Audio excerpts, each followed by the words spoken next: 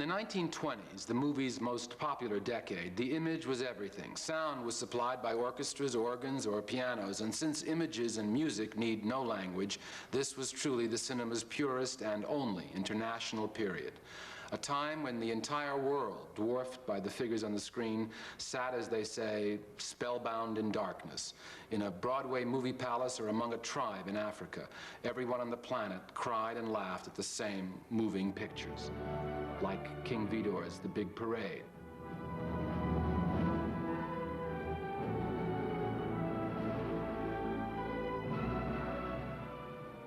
Or Charlie Chaplin's The Gold Rush. This unique art of visual storytelling came to an end in 1929 with the arrival of the all-talkies, and film attendance took its first precipitous drop, and it's been dropping from then on.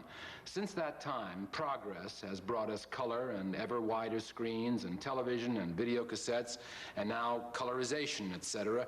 But what's happened to the original image, and by extension, therefore, the original experience? My mother used to say the difference between seeing a movie on the big screen and seeing it on TV is the same as the difference between seeing a great painting hanging on a wall or seeing it reproduced in a book. And so, seeing on TV or video Jimmy Stewart and Donna Reed and Frank Capra's It's a Wonderful Life is already a tremendous step downward as a visceral experience, and commercial interruptions every 10 minutes, of course, destroy the already fragile mood repeatedly. How many times can you interrupt a dream? And I don't want to get married ever to anyone. You understand that? I want to do what I want to do. And you're... Now here's part of the same scene in the colorized version. I don't want to get married ever to anyone. You understand that? I want to do what I want to do. And you're... Did that help or hinder the original intention, that original experience the artists were trying to effect? Did the added color enhance or just distract?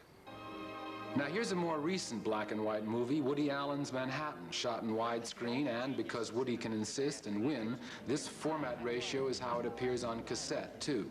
But the vast majority of widescreen films aren't that lucky. You cry when you see Gone with the Wind. Here's how Woody's original image would appear if this particular director-writer didn't have the power to stop it. This is between you two. Do you honestly think that I tried to run you over? You just happened to hit the gas as I walked in front of the car. Did I do it on purpose? Well, what would Freud say?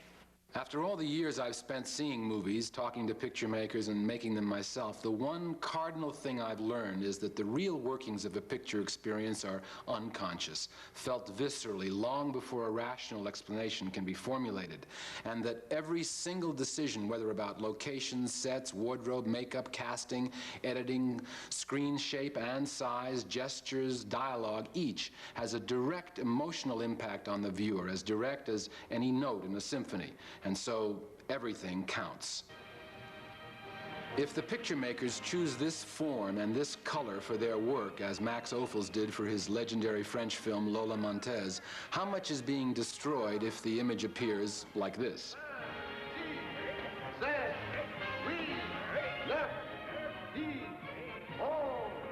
Aren't you being cheated? Aren't the viewers the losers?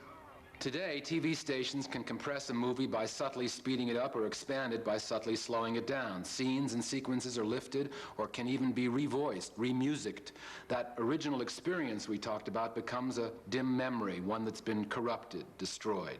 Over 20 years ago, Jimmy Stewart told me once, the wonderful thing about the movies is that we're giving people little tiny pieces of time that they never forget. And then earlier this year, I was in Washington with Jimmy as he went hat in hand to congressmen and senators and even the president, imploring them to leave his and others' life's work alone, to stop the destruction through colorization and the rest of those tiny pieces of time which have formed and could continue to form a vibrant part of all our lives. As Election Day looms, personally, I vote for pictures. Let's leave them alone. Father in heaven. I'm not a praying man, but if you're up there and you can hear me,